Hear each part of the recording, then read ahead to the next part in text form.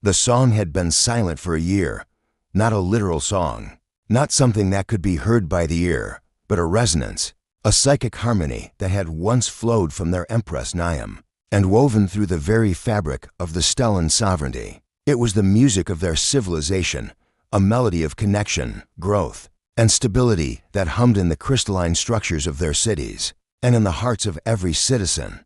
Now, there was only silence, a heavy, suffocating quiet that had settled over the gilded spires of the palace and the wide, silver-leafed streets below. Empress Niam stood before the vast observatory window of her private chambers. Her back to the room, her form, tall and elegant, was silhouetted against a nebula of swirling violet and gold. Her skin, the color of moonlight on pearl, seemed to absorb the dim light rather than reflect it.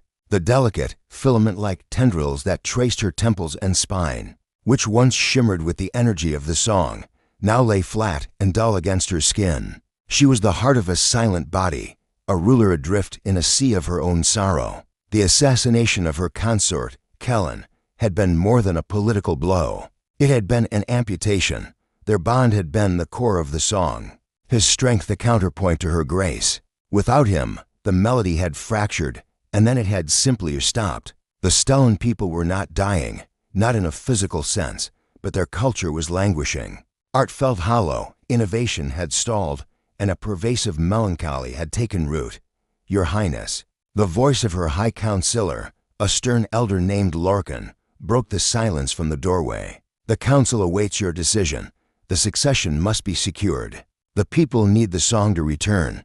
Niam did not turn. The succession is irrelevant if the heart of the singer is ash. They wish for me to choose a new consort, to perform that sacred bond as if it were a mere political play. Her voice was quiet, but it carried the weight of glaciers. The song cannot be forced, Lorcan. It must be felt, and I feel nothing. With respect. You must try, Lorcan insisted, his own filaments twitching with anxiety. The envoys from the allied houses are here, strong, worthy Stellan men, each from a line that could stabilize the throne. To refuse them all is to show a weakness our enemies will exploit. She finally turned, her eyes, the color of liquid mercury, fixing on him. The grief in them was so profound it was like a physical F. Ors, then let them exploit it. Let them come. What more can they take from me that has not already been stolen? Lorcan bowed his head. Defeated for now, as you wish, Your Highness, though I must also remind you of the other matter. The human delegation, their cultural exchange program has been, by all accounts, a failure. They understand nothing of the song. Their presence is a distraction. The council recommends their formal dismissal, a flicker of something not interest, but perhaps a distant cousin to it stirred in Niam's chest. Humans, so loud, so chaotic, so unrefined. Their minds were a cacophony of unshielded thoughts and raw emotion. Their attempt to study Stellan culture had been like a child trying to grasp a symphony by looking at a single sheet of music. Yet, their failure was almost refreshing in its honesty. They did not pretend to understand the silence. They simply existed within it, with a baffling, persistent energy. No, she said, surprising herself. Let them have their final audience. Let us observe this curiosity one last time. Schedule it for tomorrow. Lorcan looked as if he wished to argue, but thought better of it. He bowed again and retreated, leaving her alone once more. Niam turned back to the star-flecked void. A second chance. That was what her council demanded. She offer the sovereignty through a new bond. But the very concept felt like a betrayal. How could there be a second chance when her first and only chance lay cold in the royal crypt? The gilded cage of her station had never felt more constricting. She was a symbol, a vessel for a song. She could no longer sing, expected to perform a miracle for her people while her own soul was a hollow, echoing chamber. The thought of facing the hopeful, empty-eyed suitors, of enduring their polite, politically motivated courtship, made her feel ill, and yet, the thought of her world continuing to fade into gray. Silence was a pain even greater. She closed her eyes, trying to find an echo of the song within herself, a single note, a fleeting chord. There was nothing, only the memory of Kellen's laughter and the crushing, infinite silence that followed. Tomorrow would bring the clamor of humans and the pressure of her counsel. But for now, there was only the quiet and the grief that had become her only constant companion. The throne room was a monument to silence. Light filtered through the high, arched ceiling made of fused crystal, casting prismatic shards of color across the polished floor. The air itself felt still and heavy, thick with an absence that was more profound than any mere quiet. It was the silence of a heart that had ceased to beat. Niam sat upon the sunstone throne, her posture perfect, her face a mask of serene authority. But the stillness of her form only accentuated the void where the song should have been. Before her, the human delegation stood, a splash of drab, utilitarian fabric amidst the Stellan court's flowing silks and shimmering biological jewelry. There were 3 of them. Their lead diplomat, a woman named Anya, was speaking, her voice carefully modulated, but echoing with a jarring loudness in the acoustically perfect hall. "And so, Your Highness, we wish to reiterate our profound gratitude for this opportunity for cultural exchange. The Stellan sovereignty's advancements in psionic resonance fields remain a subject of great fascination for our scientists." Anya's words were diplomatic, but the thought forms that radiated from her were a tangle of frustration and disappointment. She knew this was a failure. She knew they were being dismissed. Niam listened with half an ear, her focus turned inward. She could feel the subtle, psychic pressure of the court, the unspoken demand for her to end this farce. She could feel the polished emptiness of the suitors who stood to the side, observing. Their minds were like closed doors, offering political alliance, but no music, no life. Then, her attention snagged on the human standing slightly behind and to the left of Anya. He was younger than the others, his posture less rigid. He wasn't looking at her throne or the opulent surroundings. His gaze was tilted upwards, tracing the lines of the crystal architecture as if reading a score. His mind wasn't a loud, chaotic shout like the others. It was a low, constant hum, a hum of reverence. And beneath that, a deep, resonant sorrow of his own. Anya finished her speech, and a heavy pause followed. It was the moment for Niam to offer her polite thanks and declare the program concluded. The silence stretched, becoming uncomfortable. The human with the quiet mind, Elias, flinched almost imperceptibly. His eyes dropped from the ceiling to her, and for a fleeting second, their gazes met. And Niam felt it. It wasn't a thought. It was a wave, a pure, undiluted echo of her own grief. It was the crushing weight of the silent throne, the hollow ache in her chest, the memory of a love lost that colored every waking moment. It was so sharp, so accurate, that it stole the breath from her lungs. This human, this alien, was not just observing her silence. He was feeling it.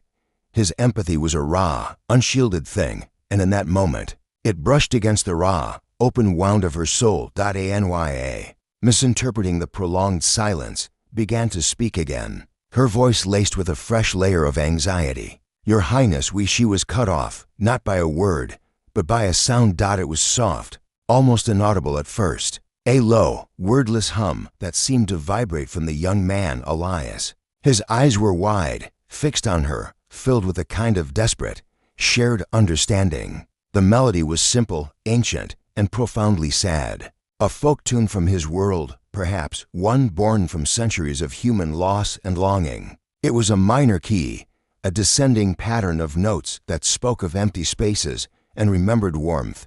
To the Stellan court, it was a bizarre, borderline offensive breach of protocol. A murmur of shock rippled through them. Lorcan took a sharp step forward, his filaments bristling with outrage. But Niam did not hear their disapproval. She heard only the melody. It was not the song. It could never be the complex, multi-layered symphony that was her birthright. But for the first time in a year, the crushing silence in her soul shifted. The human's humble melody did not try to fill the void. It simply gave the void a voice. It was a recognition, an acknowledgement. It was the first thing that had felt true since Kellen died. The sound died in Elias's throat as he seemed to realize what he had done. He dropped his gaze, his shoulders slumping in anticipation of reprimand. "What is your function here?" Niam's voice cut through the tension, quiet but absolute. She was speaking not to Anya, but directly to him. Anya stammered, "This is Elias, Your Highness. He is a junior linguist, and I asked him," Niam said. her mercury eyes pinned on the young man. Elias looked up, his face pale. I am a xeno-empathist, Your Highness, a student of emotional resonance across species. I study the music of feeling. His voice was softer than she expected, and it still carried the ghost of that haunting melody. The music of feeling, Niam repeated, the words foreign yet fitting on her tongue. The court was utterly still, watching this unprecedented exchange. You perceive the silence here not as an absence of data, but as a composition. All silence has a shape, Your Highness, he said, his courage seeming to grow from her direct attention. This one is the shape of a great love and a great loss. I am sorry. The sound. It was an impulse. I meant no disrespect. Lorcan could contain himself no longer. Your Highness, this is highly irregular. The human has breached. Silence, Niam commanded, and the word had a force that made the very crystals in the ceiling vibrate. She kept her eyes on Elias, on this human who had walked into her court and offered not a political solution or empty condolences, but a single, shared note of grief. It was not a second chance at the song, but it was, perhaps, a first step out of the silence.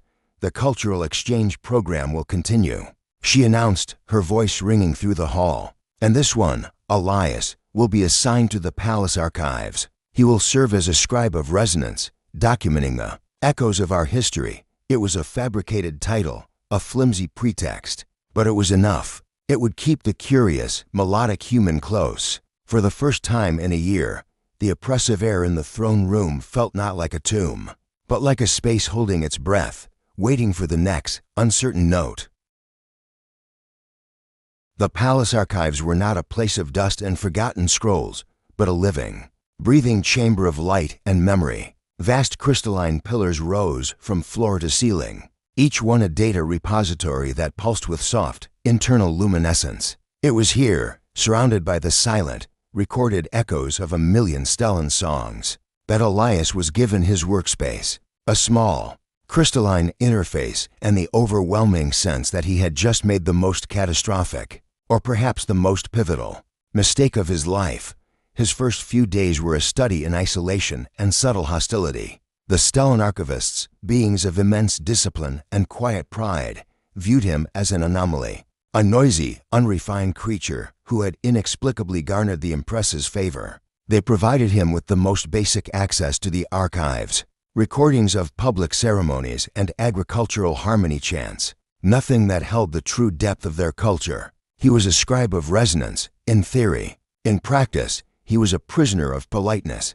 He saw the Empress only from a distance. She would sometimes walk the long gallery overlooking the archive floor, her pace measured, her gaze turned inward. He felt her silence more than he saw it. It was a gravitational pull, a cold spot in the ambient energy of the palace. He kept his head down, his mind carefully shielded, trying to project an aura of harmless academic focus. A week into his tenure, a soft chime echoed from his interface. It was a direct summons, not from the archivist, but from the Empress's private chambers. His heart hammered against his ribs. This was it. He was to be reprimanded, his impulsive hum in the throne room finally addressed. He was led by a silent attendant to a part of the palace that felt different. The air was warmer, and the light from the walls was softer, mimicking the gentle glow of their home star. The Empress was not on a throne, but standing by a wide window, her back to him. She wore a simple, gray robe, a stark contrast to her formal court attire. "You are studying the agricultural harmonies," she stated, without turning. It wasn't a question. "Yes, Your Highness," Elias replied, his voice barely above a whisper.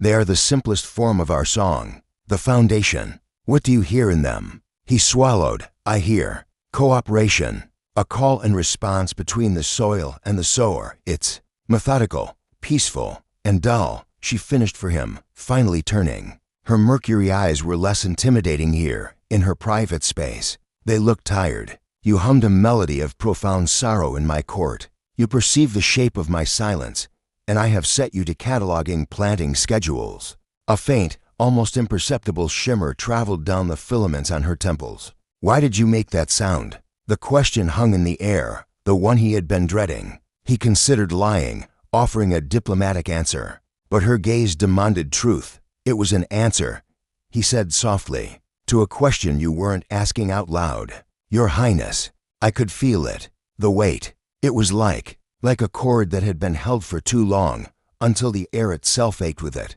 The melody I hummed. It's an old human song, about a love that is lost to the sea. It was the only thing that felt appropriate.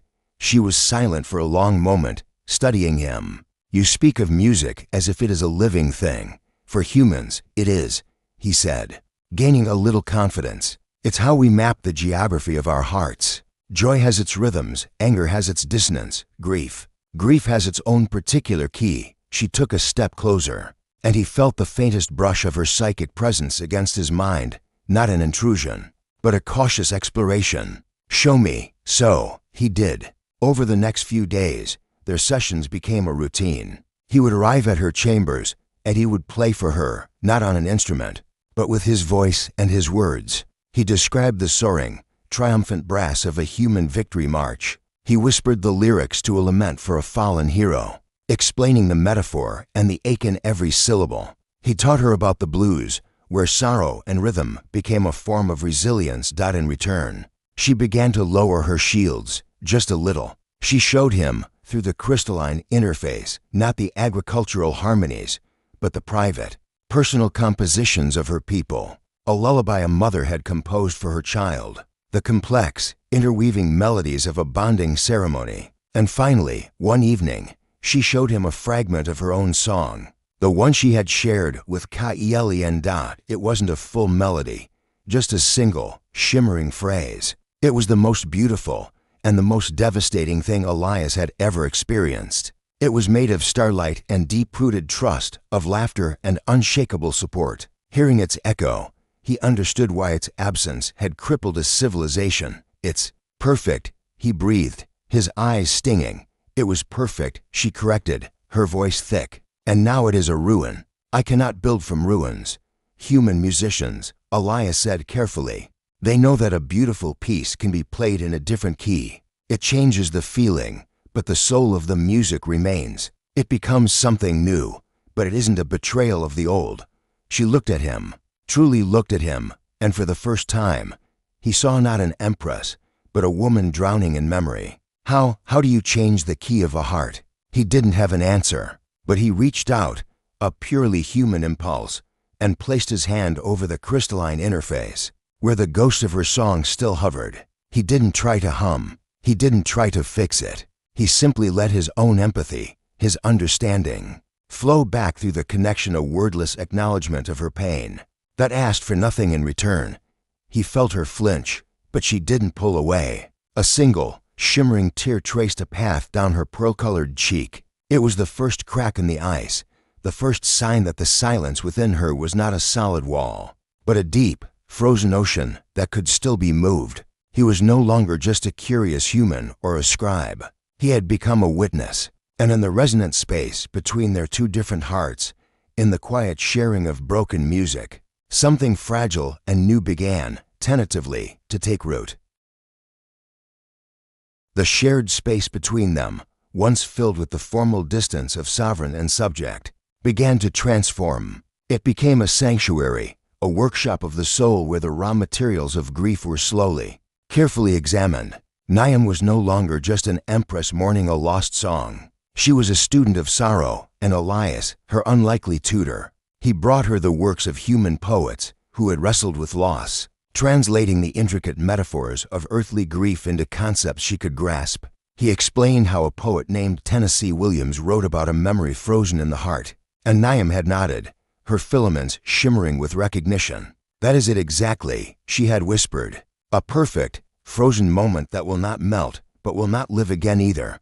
One afternoon, he played her a piece of music by a human composer named Samuel Barber. It's called Adagio for strings, he explained as the somber, swelling strings filled her chambers. We often play it at funerals. It doesn't try to offer hope. It just sits with the sadness. It gives it a space to exist.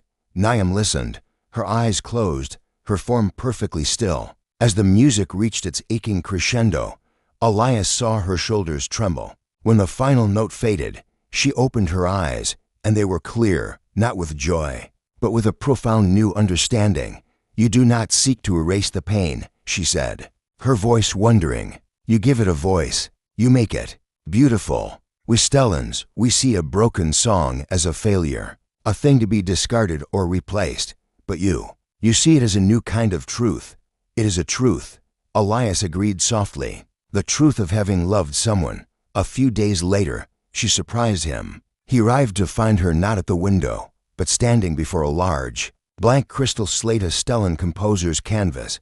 "I cannot sing the old song," she stated, her voice firm with a resolve he hadn't heard before. "But your human adagio, it has a structure, a progression. It moves through the sorrow. It does not merely reside in it. Show me how." So, he became more than a scribe. He became a collaborator. He knew nothing of Stellan musical theory, with its psychic frequencies and harmonic empathy waves, but he understood emotion as narrative. He helped her map the geography of her grief onto the slate, the deep, thrumming bass notes of initial shock, the sharp, discordant chimes of anger, the hollow, echoing spaces of loneliness. It was messy. It was raw. Sometimes when she tried to channel a particularly painful memory into the crystal, the slate would flicker and go dark, unable to process the intensity of her feeling. She would grow frustrated, the old despair threatening to pull her under. But Elias was there, not with a solution, but with a steady, quiet presence. "It's okay," he would say. "Just breathe. The music will wait." One evening, as a pale green moon rose over the nebula outside her window, they reached a passage in their nascent composition that represented her first memory of Kellen's laughter. Niam's hands froze over the slate. "I cannot," she breathed, her filaments drooping. "It is too bright. It makes the darkness that followed too deep." "Then don't play the brightness," Elias suggested gently. "Play the memory of the brightness. Play the echo of his laughter in the empty hall it left behind. It's a different note, a more complex one." She looked at him, and something in her expression shifted. It was a look of dawning, profound gratitude. She placed her hands back on the slate, and this time, the sound that emerged was not a joyful melody, but a haunting, beautiful theme tinged with the ache of its own loss. It was more powerful than pure joy could ever have been. When they finally stepped back, the crystal slate held the first true movement of a new composition. It was not the song of the Stellan sovereignty. It was Niam's song, and it was breathtaking. She was trembling, not from exhaustion, but from release. "You have not tried to fill my silence with noise," she said, turning to him. Her mercury eyes were luminous, reflecting the soft light of the room and something else of fragile, rekindled fire. "You have taught me how to listen to it, how to find the music within the silence itself." The space between them was charged, no longer just with shared sorrow, but with something warmer, something alive. The professional pretext of the scribe of resonance had evaporated, leaving behind a connection that was deep, personal, and terrifyingly real. "It was already there, Niam," he said, and the use of her name, without title, hung in the air between them, a quiet intimacy. "I just helped you remember how to hear it." She took a step toward him, then another, until she was close enough that he could feel the subtle energy field that always surrounded her. Like the air before a storm, she reached out, and with a tenderness that made his heart stutter, she brushed her fingertips against the back of his hand. It was not a Stellan gesture, but a human one, learned from him. The touch was electric. It was a current of understanding, of shared struggle, and of a nascent, impossible affection that had grown in the fertile ground of their shared vulnerability. In that moment, he was not a human, and she was not an empress. They were simply two beings who had found a unique and precious harmony. In the wreckage of their respective hearts, the new song was not just in the crystal slate. It was here, in the quiet space between their breaths, a fragile duet waiting to be sung. The new composition was not a secret for long. A low, thrumming energy began to emanate from the empress's wing of the palace, a psychic vibration that was tentative and raw, but unmistakably alive. It was not the grand, unifying song of old, but something more personal, more complex, a melody that acknowledged deep cracks while somehow finding a fragile beauty. In the broken places, the change was too profound to be hidden. The court, which had tolerated the human's presence as a peculiar whim, now grew uneasy. Lorcan found them in the composition chamber. Niam and Elias stood before the crystal slate, which glowed with a soft, amber light. They were not touching, but the space between them hummed with a shared focus, an intimacy that was as clear as any declaration. The new melody, a poignant tapestry of loss and slow reclamation, hovered in the air. "Your Highness." Lorcan's voice was like shattering ice. He did not even glance at Elias. This experimentation must end. The court is speaking. The suitors are insulted. Niam turned, and the difference in her was staggering. The hollowed-out look was gone, replaced by a weary but firm resolve. The filaments at her temples pulsed with a soft, steady light. "Let them speak, Lorcan. What you hear is not experimentation. It is my voice. It is a voice influenced by an alien." Lorcan's composure cracked. A human. His presence, this duet, it undermines centuries of tradition. The song of the sovereignty cannot be a collaboration with an outsider. It must be pure. It must be Stellan. His eyes finally flit to Elias, full of cold dismissal. "He does not belong here. He is a distraction from your duty. He has given me back my duty." Niam's voice rang out, and the crystals in the walls chimed in sympathy. "He did not distract me from my grief. He guided me through it. The song you hear is more pure than any hollow performance I could have given with a Stellan consort I did not love. It is true, and that truth is my duty to my people." Lorcan's face tightened. "Then you leave me no choice. The council will hear of this. We cannot allow the future of our civilization to be tied to a human. He will be removed. The exchange program will be terminated." A cold dread, colder than the silence had ever been, washed over Niam. She saw the future Lorcan envisioned. Elias put on a ship, gone forever. The new song withering inside her, the silence returning, this time final and absolute. She looked at Elias, who stood quietly, his face pale but resolute. He had known this was a possibility from the beginning. He had chosen to stay anyway. "No," Niam said, her voice dropping to a deadly calm. "You will not remove him. Your Highness, you cannot. I am the Empress," she stated. And for the first time in a year, the title felt not like a cage, but like a power she was willing to wield. "The song is mine to sing, and I will not sing it alone." She took a deliberate step forward, placing herself physically between Lorcan and Elias. "The old way is broken. Kellan's death broke it. Clinging to its empty shell will not save us. This," she gestured to the slate, to the space between her and Elias, "this is what saves us. A new harmony. One that is strong enough to include loss. One that is brave enough to embrace something different." She turned her back on her stunned counselor, a gesture of profound finality. She walked to the crystal slate and placed her hands upon it. Then she looked at Elias, her mercury eyes holding his, offering an invitation. "A question.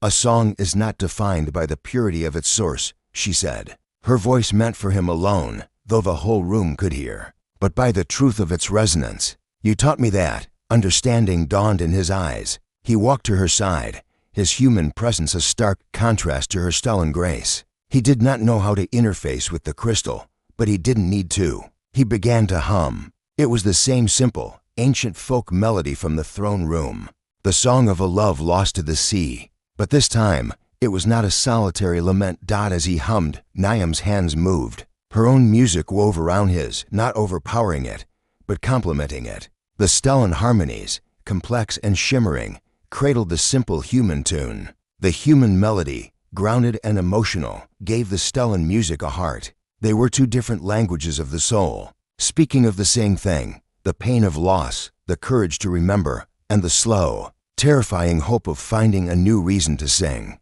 The sound that filled the chamber was unlike anything the sovereignty had ever heard. It was imperfect. It was unconventional. It was beautiful. It was a song for two voices, from two worlds, and it was alive. Lorcan watched, his outrage slowly dissolving into a stunned, bewildered silence. He could feel it. The entire palace could feel it. The psychic resonance was not the monolithic force of the old song, but a more intricate, more resilient tapestry. It did not demand obedience. It invited connection. It was not a wall, but a bridge. When the last note faded, Niam kept her gaze locked with Elias's. The choice was made. The tradition was broken, but the silence was gone. replaced by a new and vibrant music that held, at its very core, the love she had thought lost forever and the unexpected, human heart that had helped her find it again. The second chance was not in recreating the past, but in having the courage to compose a future. Together,